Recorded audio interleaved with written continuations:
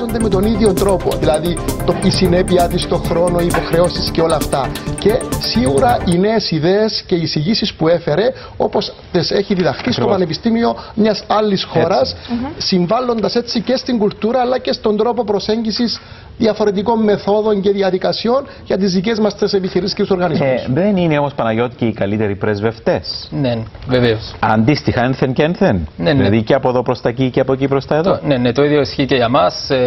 Προσπαθούμε να δώσουμε το καλύτερο μας σε αυτό. Συνεργασία, να αφήσουμε τις καλύτερες εντυπώσεις εκεί. Εντάξει, ώστε να κάνουμε και ένα όνομα στην Ευρώπη, σαν Κύπροι, να δώσουμε το όνομα ότι μπορούμε. Μπορούμε όπου και να πάμε, μπορούμε να εργαστούμε. Πέρα από αυτό το τρίτο έτος φοιτησης, τι άλλα κριτήρια χρειάζονται ή όχι τίποτα? Λοιπόν, χρειάζεται να έχουν σχετικά καλή βαθμολογία. Μάλιστα. Να είναι καλοί γνώστες της αγγλικής γλώσσας. Εντάξει, για αυτά. Βέβαια. Και να συμπληρώσω ακόμα ένα κριτήριο από αυτά που είπε ο Παναγιώτης. Πρέπει να είναι εγγεγραμμένοι φοιτητές είτε σε δημόσιο είτε σε ιδιωτικό πανεπιστήμιο της Κύπρου. Θα κάνουν την αίτηση τους κεντρικά στο πρόγραμμα, όπως θα δούμε και να είναι στο σελίδα που φαίνεται εδώ τώρα ακριβώς.